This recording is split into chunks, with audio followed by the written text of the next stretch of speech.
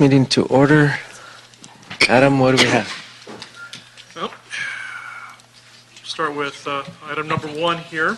City Attorney Report and Ordinance relative to amending Section 5.196 of Article 2 of Chapter 12 of the Los Angeles Administrative Code to provide that interest earned on monies in the Equestrian Facilities Trust Fund remain in that fund. Any questions? No cards on this item? Not from me.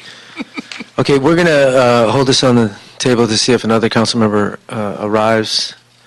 Otherwise, I'll send it directly to council with my recommendation for approval.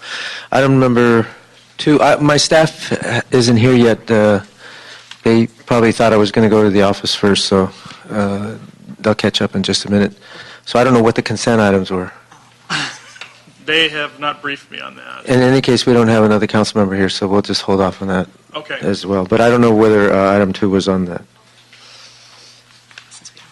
I don't believe it was. No, we were going to get a report from Building and Safety.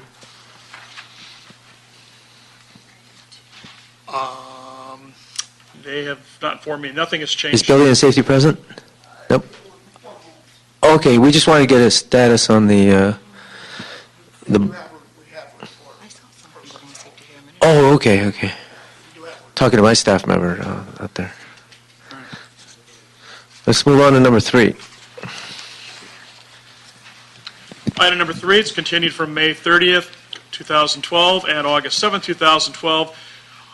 LA Department of Transportation report and response to motion relative to at-grade road crossing and safety measures and a plan to install traffic control devices at at-grade road crossings and trail locations to which will enhance equestrian safety, avoid collisions, and ensure that horse riding remains a leading recreational activity in the city of Los Angeles.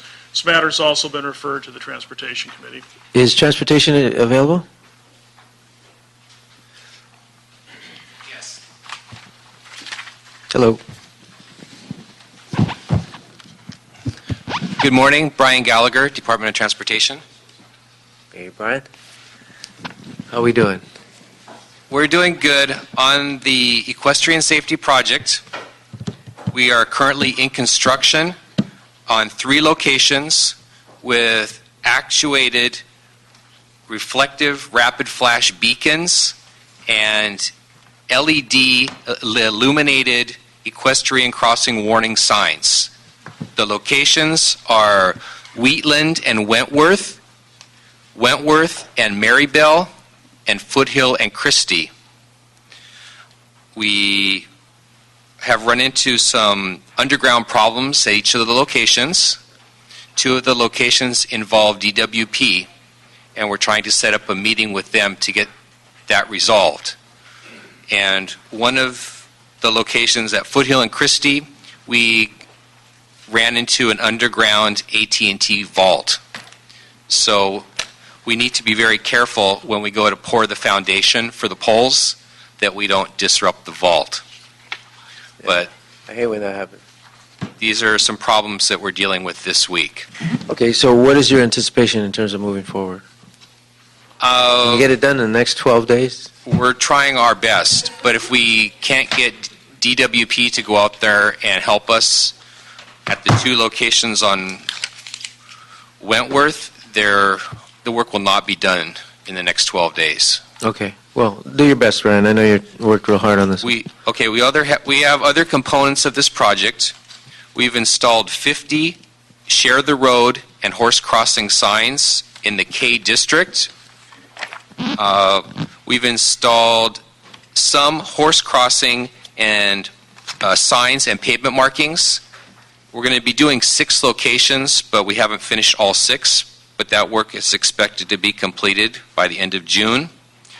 We're also going to be adding a new continental crosswalk on Osborne at Little Tahunga Canyon in front of the California Polo Club in order to align the trail with where the stop signs are. We have $109,000 in our account, and $50,000 came from the Lopez Canyon Amenities Trust Fund. We were not able to get the private donation of the $50,000, so we used the Lopez Canyon money instead. So far we spent $36,000, and we have $73,000 left. If we can't get the money spent by the end of the fiscal year, we'll work to get it moved over to the next fiscal year. Okay. Is that a problem? I don't know. I just found out about the meeting today, yesterday, so I still have to talk to our accounting people and get more information on that. Well, the 50,000, I'm particularly concerned about the 50,000 from Lopez Canyon. You can't, We've already transferred the $50,000 to DOT. okay, but it's in a special fund. It can't be taken to the general fund. Unfortunately, I'm not an accounting expert, so I don't know that, but that's something that I'll research to make sure that Yeah, because I would consider that to be an illegal taking. Because Well, that, Brian, you could do it, just say it ain't gonna happen. yeah. You put stop signs out without your... No, but I want to explain that comes out of a community benefits trust fund. And if it goes in for a specific purpose, it's not used for that purpose, the community can sue. Okay. So I would want either that money to go back to the Lopez Canyon Fund or to be used as it was directed. Maybe when you Okay, go to I'm clear on that. Yeah. Well, there's no amendment. It's just that with the transition, I want to make sure we don't lose sight of it. Okay, I got that. Okay. But more importantly, let's try and see what we can do to get the project done. Or projects. We had some consent items. Okay, items 5 through 11, if you have no problem with those. We don't have any cards. Very good, I'm good with that, Richard. Okay, 5 through 11 are then approved on consent. Let's see.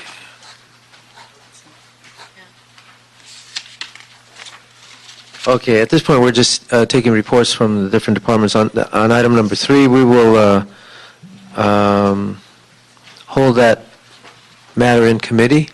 Brian was just giving a report on many of the equestrian improvements in terms of signage and other things that we're working on.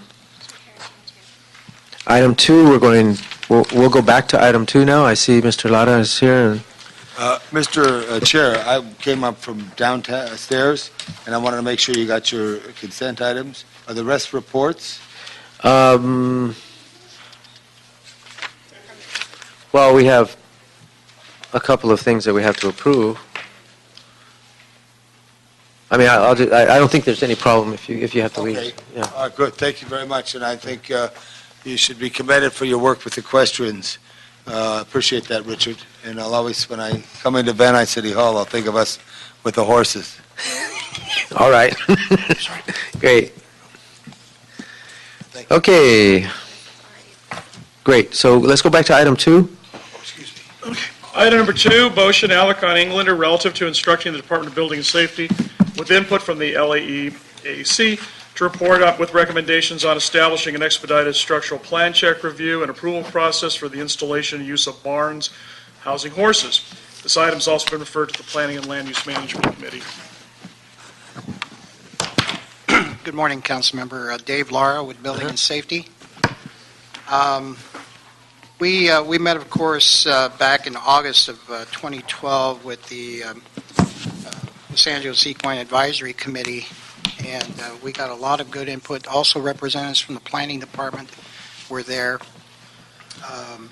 And as far as building and safety is concerned, we have set up, we do have, there's 3 components of this. The first component is on the structures themselves. You know, a lot of folks like to have kind of like the as-built type structures, you know, where they're either from kits or they're kind of like tough sheds, you know, that type of system.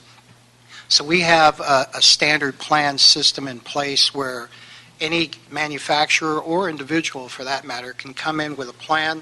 It looks just like this. There's a cover sheet on it, and it's a single plan. It's stamped by a licensed engineer. Building and Safety checks it, and these are on file with the department. So virtually any person can come in and use this as a standard plan to build a type of structure. Now, having said that, This is the standing thing, or is it new? this is a standard, this is what we refer to as a standard Okay. plan. Okay. So in other words, this is one that's on file. If somebody wants to say, okay, I'd like to use well, this one here, in this example, this is for a patio enclosure, but if say, hey, if I want to use the patio enclosure, or if I want to use the equine keeping facility one, or whatever that case may be, we have these on file. So nobody has to go back and engineer their own thing. In this case, these are set up for different sizes. So depending on the size and needs that you may have, these are all set up according to size and height and so on. Now, having said that, the challenge has always been relative to the zoning code. And so conversations that we've had with the planning department, and as you're aware, they're currently going through their updating of their zoning code. We've encouraged them to include in this update, we've encouraged them to include some clarifications for equine-type facilities. Now, they are working on that. I don't know if there's anybody here from the planning department to respond to that at this point. Is there? Yeah, we notified them about the meeting, but they don't have any. Ken's here. Oh, they did. Oh, there he is, Mr. Bernstein. He's the gentleman that I spoke to. Okay, very good. So anyway, so this is one aspect. The next aspect, the question came up of whether or not... I just want to be clear that Yes. this is something that was done before. Yeah, We've always used this process. we've always used this So process. there's no real improvements to that Well, except the recommendations to planning. The improvement that we're doing is that this is working, and that I was just going to go to phase 2 of what I was speaking to. The improvement to this is that we have in-house experts on the equine type uses. For example, one of them is here, Mr. Preston Meyer, and in our van. You have a horse? No? But he does have a pair of boots, so you know. Pair of boots. Well, I don't know how qualified that is. I have a pair of boots, but I can tell you the first thing about barn. And we also have Mr. Sia Porsabahian, who's our engineering, on the engineering side, who's out of our Van Nuys office. And the person who is responsible for all the standard plans, his name is Mr. David Chang. He's also another one of our in-house experts on this issue. So we have developed, although, the standard plan system has been around for a while, but that's the best way to deal with a cookie-cutter approach to, these types of structures. But again, the zoning code does have to be followed, and there are some changes in the works, which I think I'll let Mr. Bernstein go ahead and comment on that. I'm just really concerned because the problem I'm trying to get at is a fundamental cultural problem that's rooted in the system and driven by rules that have been put in place to be counterproductive to the equestrian community and pro-developer that's the fundamental problem, and I'm not hearing much to tell me that culture is changing or the rules are changing, so that there'll be more flexibility. The thing that I find egregious is that a property loses its equestrian designation if there's no horse on the property. I think that's ludicrous. There's no other zoning issue where that is the case, or at least I'm not aware of any other circumstances, and I think that's a bias. My wife has a corral in one of her properties, and she hasn't had a horse on there for years, but it's clearly an equestrian location because there's horses on both sides of the property. Our neighbors on either side have horses.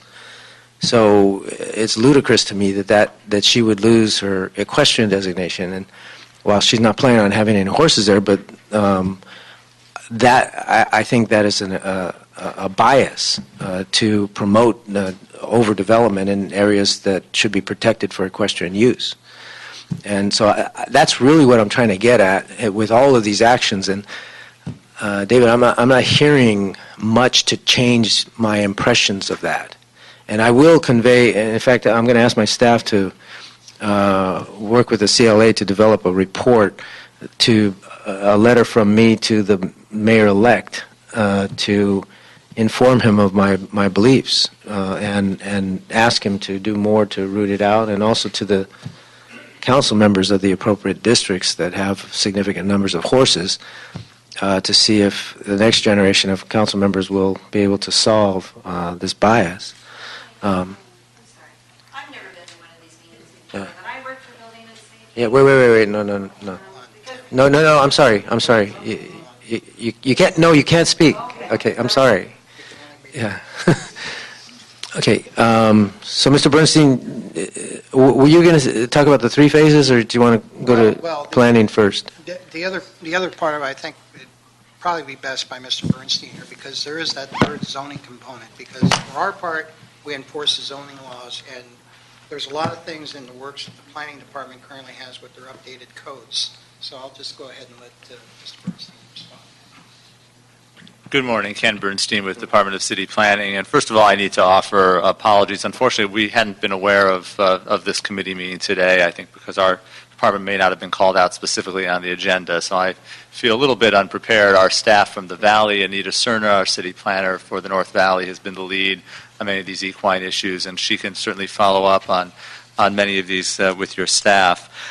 There has been a good deal of activity in our department regarding equine issues in recent months. Primarily, the focus of our North Valley planning staff on these issues has been to address these comprehensively through our new community plans. I think you're aware, Councilman, we've recently received approval from City Planning Commission on the Sylmar community plan and worked quite extensively going back out into the community. There had been initial significant concerns. We had a very well-attended public hearing with the equine community out in force expressing concerns about that community plan, and we spent considerable time over the ensuing 2 months working through many of those equine districts and tweaking those recommendations so that by the time we got to Planning Commission, there was much more comfort in the Sylmar community about those recommendations with respect to equine issues. Similarly, we went through a similar process for the Granada Hills community plan, which also has some of these issues. These are the first community plans in the city that we've ever brought forward that have I'm going to have to rein you in, so to speak. We're talking about barns. Mm-hmm. So can we talk about barns? Certainly. Yeah, that's really what I want to get at. Mm-hmm. Just for this item, I mean, there are several items related to questions, but I think I have to focus you on the issue of barns. Okay. And again, I apologize. I was not at the meeting with Mr. Lara, and I just found out about this meeting about 10 minutes ago, so I was not able to reach our staff that had attended that meeting to get a full update.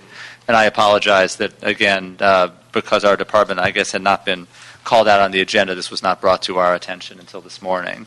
So I will be happy to report back with a fuller update on where we are with that issue. What? I mean, we've got 12 days here. What? I'm not very pleased here, guys. I mean, I will come back and haunt you. I guarantee it. This is not gonna go away. What are we doing to improve expediting the process of getting a barn in the city? Well, if I may comment, first of all, Councilmember, earlier you had made a comment relative to the loss of non-conforming rights on equine uses. Our staff here had just informed me that that's not quite the case. The only time a right is given up is that if you have a building use that the use itself is no longer permitted if the zone changes after the fact, then that particular right is given up. I'm sorry. I mean, I lost you there. Say that again. If you have a structure, okay, and that particular use of that structure A corral. has a corral is in and itself is not it's not considered a structure. That's the first part. Okay, so then I wasn't wrong. You weren't wrong in terms of the use if you were thinking in terms of structure, but as far as the overall use. No, I wasn't saying structure. I said a corral. And you said a corral is not a structure, so you're talking about structures. I'm talking about corrals. Yeah. Well, my main point is that the use as far as equine keeping, that is not a use that goes away. As long as the designation stays, and so long as you meet the zoning requirements for that, it still stays as that use. That's the major point. But if the corral is not recognized as a structure, It's not, because it's a corral is simply a fence. So the only time it becomes a structure is if you put a roof on it. That's the only difference. But a corral is for animals. That's correct. But it's typically a corral is a fence. Okay. It's usually- Okay, there's people from the equestrian community that are just ready to scream. So I think you're incorrect. But can we have your guy who's the expert on this? Sure, President. I'm not understanding this. I was told that if you have a corral, if there's no horse on the property for a year, you lose your designation. Yeah, Preston Meyer, Department of Building and Safety. It's actually not a year, it's 3 years. Okay, 3 years. You do lose a non-conforming right if you don't have the horse there. Why? According to the zoning code. Why is that? That's what I'm trying to get at. It's actually an extension of the non-conforming right in the zoning code, which usually is just 1 year. If you have a non-conforming use anywhere in the city and you discontinue... A non-conforming use means what? Means that a use that was legal at the time it was started Right. and now has become not legal because of some legislative... Why is it becoming not legal? That's my point. There's a lot of different reasons why you So could... developers could build big houses and cramp up against other corrals that don't have horses on them. Come on, let's get real. That's what's going on. They're trying to the developers are trying to eliminate the equestrian community. Okay. Again, And golf courses, by the way. Again, the zoning code has actually given horse people an extended right over other non-conforming rights. Now, the zoning code could be changed to... But I don't make understand, if something somebody buys a piece of property that has a corral on it, and all their neighbors have horses, it's a real estate thing, and I don't understand why they lose that If right. he has horses and nothing changes, then They maintain basically those rights. your right doesn't change. The only time it changes if somebody else does something that they are allowed to do that changes... Like build a your garage status. where the corral was. Well, it would have to be a house or an accessory living quarter, something that would change the required distance between the horse keeping area and a habitable use. Exactly. So if people change, for development purposes, change the use, then the neighbor gets screwed. And in a way you're saying, but again, the zoning code is set up for addressing non-conforming uses that were legal at one time, such as building a house in an M zone. If you build a house in a zone... We're not talking about that. We're talking about equestrian. We're talking about equestrian, and when somebody buys a piece of property that is designated as an equestrian use, I don't see how that can all of a sudden change 3 years down the road because they didn't want to have a horse for a while. Councilman, if I may, the real solution to this, to all of this, is to extend the non-conforming uses or basically allow it in perpetuity in those cases. That is something that's driven in the zoning code. The zoning code, as Mr. Meyer had alluded to, the exceptions for any non-conforming use is typically 1 year. The real exception for horse keeping has been extended to 3 years. If that limit was not there, then basically that particular issue to your question, that would go away. And if I may. As it is, I'm going to allow Mr. Bernstein to respond. Okay. I mean, we have a couple of very positive opportunities to address those issues. I think just last week we kicked off our project to comprehensively revise the city zoning code for the first time since 1946 in our department. We have a 67-year-old zoning code. We are going to be rewriting all of these zoning regulations in the coming years, and we are beginning with a series of essentially listening sessions around the city next month.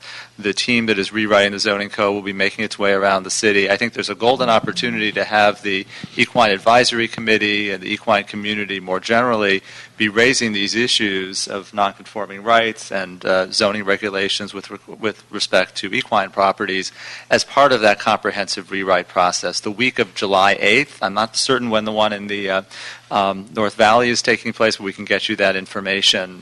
There will be a series of community meetings around the zoning code rewrite. I think this is an ideal time to talk about those issues. We also, of course, are looking at the realignment of city departments, the development services departments, and consolidation of staffing with building and safety and planning, and that certainly offers opportunities as well to coordinate some of these permitting issues that you're addressing with the zoning code rewrite and comprehensive zoning ordinance of the city. So on the issue of barns, what is it we need to do to make it easier to put a barn on your property? What we're submitting to you today is that we have, before we had a myriad of different folks that knew about horses or horse keeping, or they knew a little bit about. We have our in-house experts that are going to be available in these primary offices.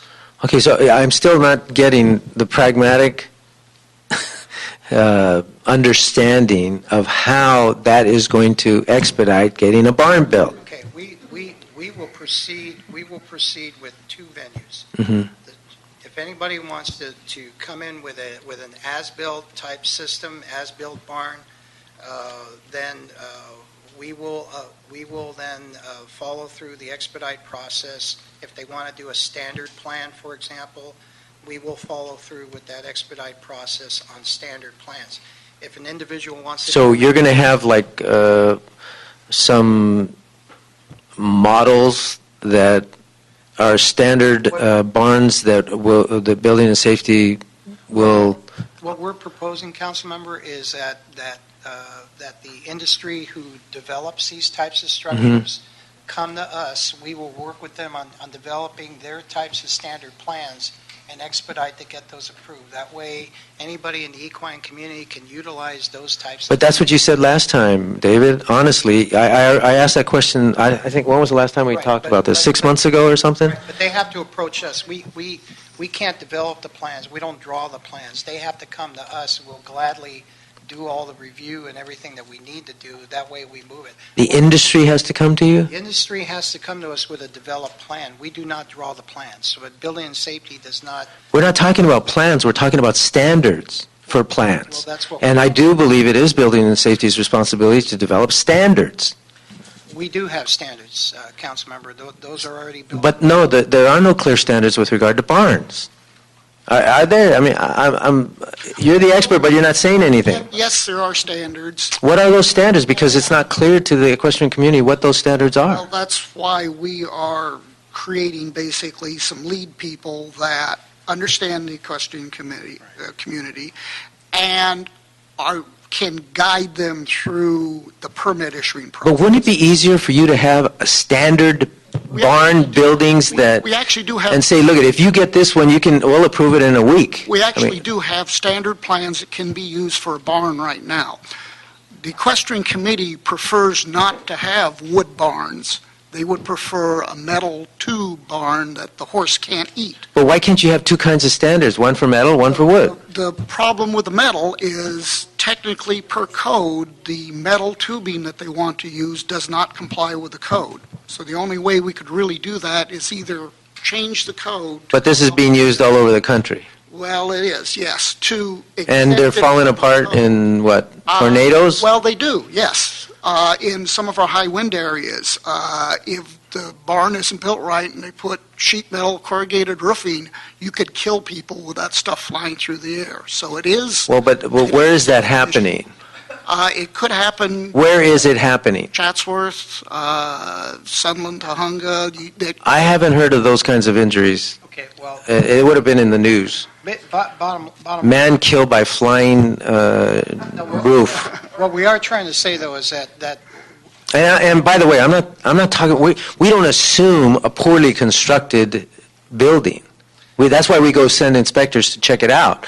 All I'm saying is the standards. See, that's the problem. There are no standards for the steel tubing that they want to use. We don't know what it is. We But don't it's know much more, so it's much more cost-effective, It and they argue it's much safer.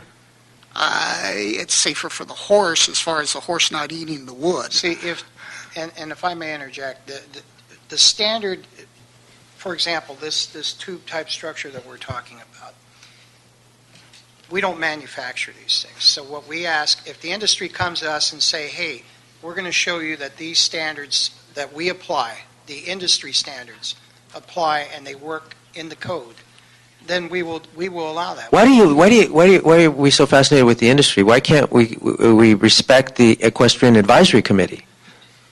We are not discounting any opinion of the Equestrian Advisory Committee, Council. No, you are, because I mean, can't they bring those industry standards to you? And they could do this. We have talked to them extensively about this type of issue. And just like the aluminum patio industry had this problem a long time ago, and they've solved the problem by having their own engineer design a structure that we've approved, and now you can go to any patio manufacturer and they just install the patio. We look at it per their plans, and it's good. We know it's okay for a high wind area. We know it's not going to collapse, and all of the safety issues have been addressed.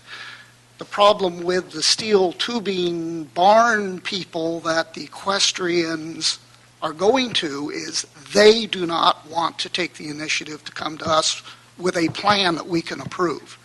And we can't design a standard because we don't have the standards in the codes that we enforce to design a structure that way. We have wood frame construction, we have carports, we have accessory buildings that you could build according to our standard plans, if you chose to, and if they choose to, and if they come in with that plan, we'll issue them a permit for a barn, not a problem. But a lot of them don't choose to take that path, and unfortunately... So what do they choose to do? Truthfully, most of them just choose to build a stable with tubing and put corrugated steel roofing or maybe... Okay, and how is that making our city safer? Well, it's not. It's not. No. That's my point. You hide behind the code, but you're not solving the problem. How do we solve the problem of making our city? The problem is to make our city. Your mission in the world is to make our city safer with regard to building and safety. So notwithstanding the who's not bringing whatever to you, we've got a real issue out there of people building funky barns that is making our city unsafe, and you're not solving the problem. Then at this point, what we would propose to do then is that we will approach the Equine Council with their recommendations to give us some kind of standardized type plan. Whoever it's manufactured by, it's just give us the standards. We'll take a look at it. We'll look at it and make our recommendations based on what they submit. But understand, council member, we have a baseline code that we have to enforce. We don't have anything less. If we offer release... But you're always hiding behind the code enforcement piece. But you're problem solvers. So you have a responsibility to go beyond just looking at the code. Recommend changes to the code if necessary. And we can. But we haven't seen anything, and I've been working on this for years. Code changes are a 3-year process. You understand this? I haven't even seen a recommendation. That should not be a 3-year process. Well, in any case, we will take their recommendation. If they have a standard plan for us, we will certainly take a look at that and see what's available, because we need this minimum standard to come from somebody. We can't just come out of the air. You can't be proactive. We can, when we are. Then let's solve the problem and be proactive. Do what the community isn't doing, because they're getting by with making funky barns. And there's some real bad situations out there. And you talk about wood construction as something that's solved? No way. Some of the barns that I've seen are worse than anything you could imagine with the steel. Are horrible. So it doesn't sound like we're solving much out there. We're creating conditions in our community that are dangerous. And forget about wind, we're talking about fire. That's what concerns me more than anything else. So I don't know. 12 days away from retirement, and we've been working on this issue for 6 years. To me, it's just sad that we have made no progress on how to build a barn in Los Angeles. Codes that are just taking away, I believe, property rights to people. I mean, that's horrible.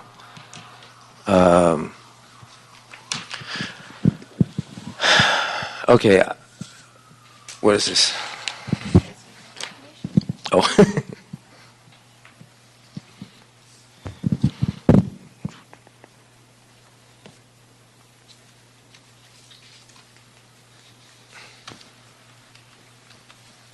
Okay. Let's see, what were the other issues on the questions? I got to get to council.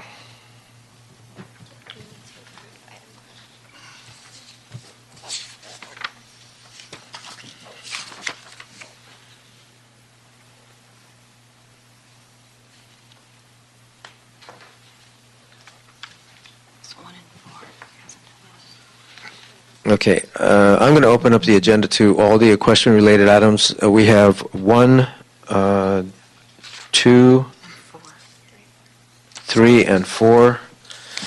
So we're going to consider these at the same time. We've been doing that anyway with our discussion all over the place. So let's take care of item number 1 is an easy one. That is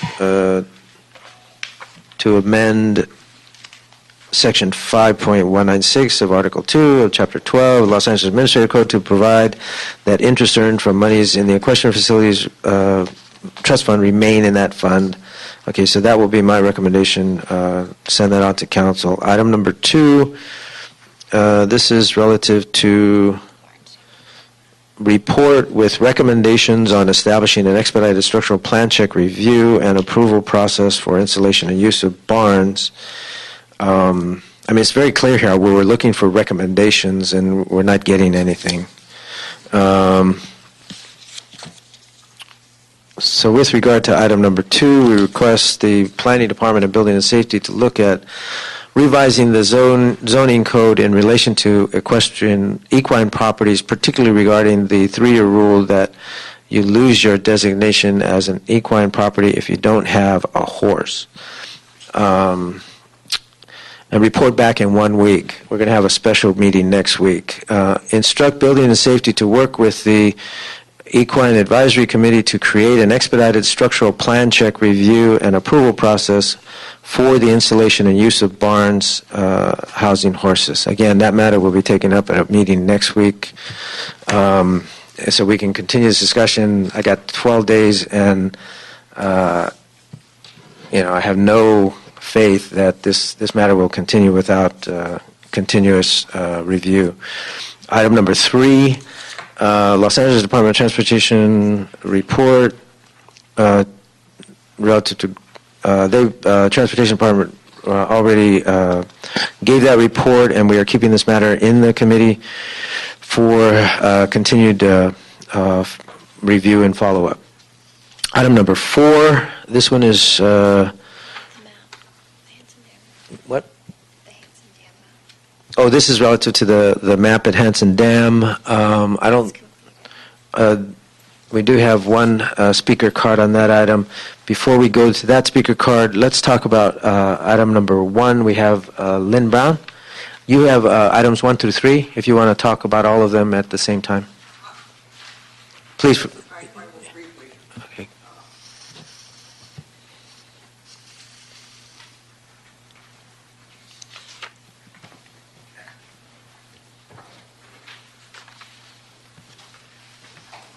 I was hoping to be the last to speak.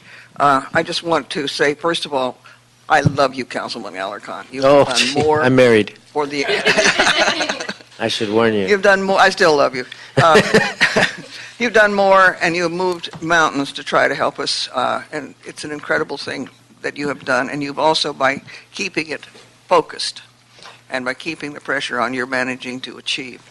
I just wanted to comment, one, we have great gratitude for the equestrian crossings that are going in. That's you facilitated that. What happened to the $50,000 that was being donated by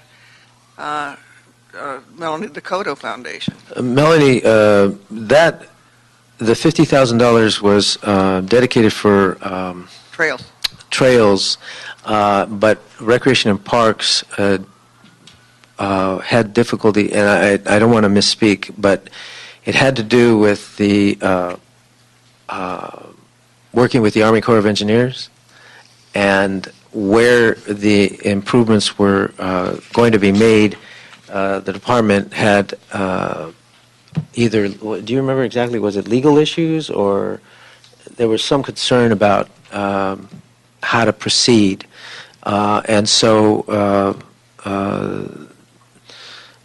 I think Melanie would be perfectly willing to continue to offer the contribution, but I think she lost confidence that it was going to be used in any way that she wanted it to be used. And in any case, we've done all the other improvements that helped in that general area, and I wasn't willing to make a recommendation that somebody contribute $50,000 that we have no clear indication was going to be used for their intended purpose. Exactly. I just wanted to quickly, I grew up part of my life in Colorado Springs, rodeo capital of, Colorado and all the rest of that place. And because of lax being asleep at the switch, Colorado Springs zoned out most of the horse keeping in that whole city. You can't keep a horse in the city. My father bought a piece of property there. We had it for 50 years. I grew up with a corral next to the house until I was a teenager and gone. I went back to sell that house a couple of years ago. It was still horse keeping. It was still horse keeping property, and it was still adjacent to the park. There was no change, and there hadn't been a horse in there in 40 years. But it was still a horse keeping property, and that's the way it should be. So thank you. I'm going to let other people have much more important things to say. I just wanted to express my gratitude, and thank you. Thank you. Mary Kaufman?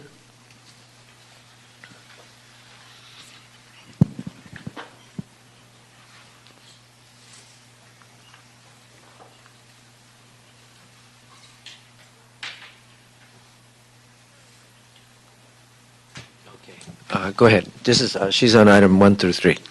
Thank you, Councilman Alarcon. I want to add my voice to the people that are going to be thanking you today for your service to the equestrians, because we appreciate it and we need champions to fight for us, and you're doing an excellent job, and thank you very much. I'd like to say that the lights that are going in, the equestrian safety lights, are going to be used as examples in other equestrian areas out in Chatsworth, so know that that's going to live on. And I want to address about the building issues. While, yes, we have had a meeting with building and safety and with zoning, it's been difficult to get a second meeting planned. There is a real distinct possibility of us losing horse keeping rights on properties if we don't have a horse on the property. And with the ZA 120 memo that is out, where people can build additional dwelling units on a property, they aren't held to code. There's no public hearings on those. They go and they build right up to the fence line, and they jeopardize, and they have forced horses to have to move off of properties. So this is something that we're very passionate about, that we're going to continue working on. But yes, it is possible to lose it, and we're losing too many of our properties now. Okay, thank you. Dale Gibson?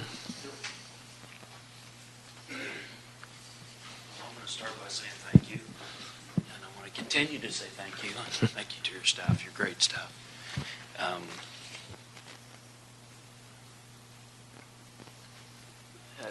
Mr. Lara? I know it's not a debate time or anything, but what she was saying, this is ongoing at our, what she was saying with the ZA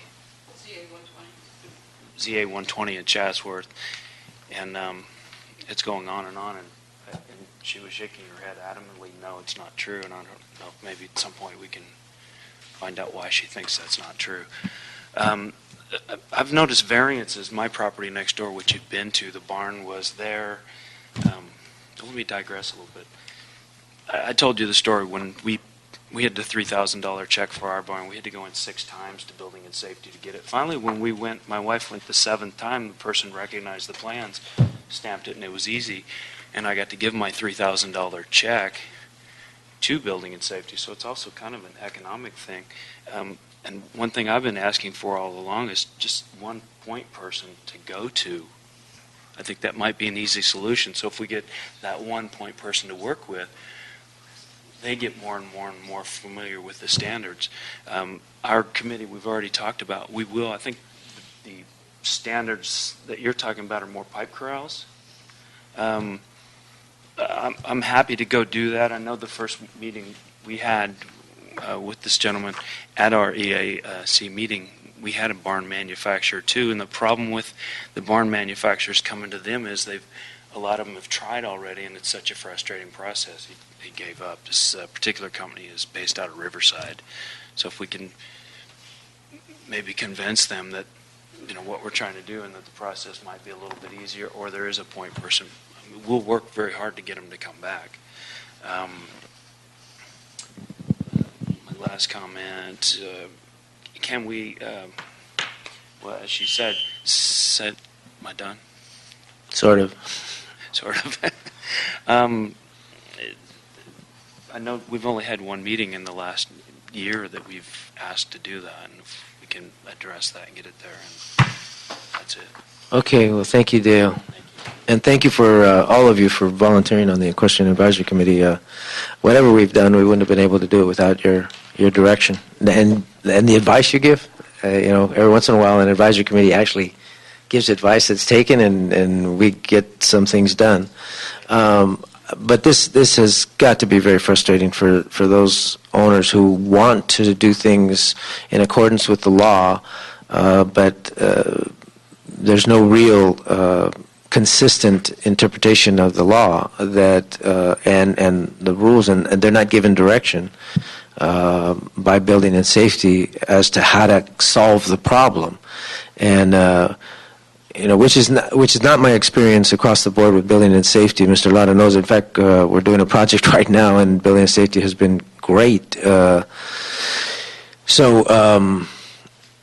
But in this particular community, I think part of the problem is that the underlying planning codes do not bode well for the equestrian community. And so I hope that the new council and the next mayor will focus some attention on this. I will, once again, I'd like to direct the CLA with my staff to develop a letter to the mayor-elect and all new council members to request them to follow up on some of the things we've been discussing, particularly those in horse areas. Mr. Labange is well aware of it, but Mr. Englander and Mr. Fuentes and the others that may have some horses as well.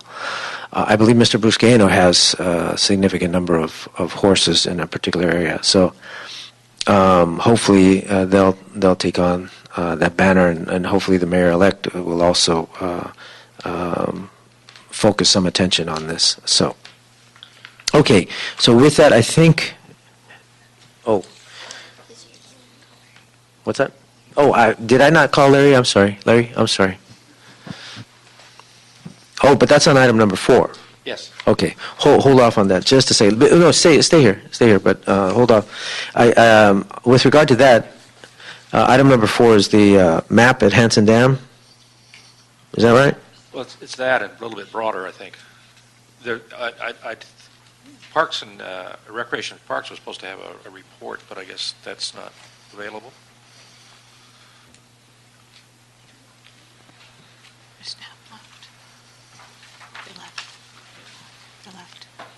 Nothing further has been received on that file since last year. Do we have any information from Rec and Parks on that? And their representatives are not here? They were here earlier, but I think when you took the items on consent, they may have mistakenly thought this was one of them and left.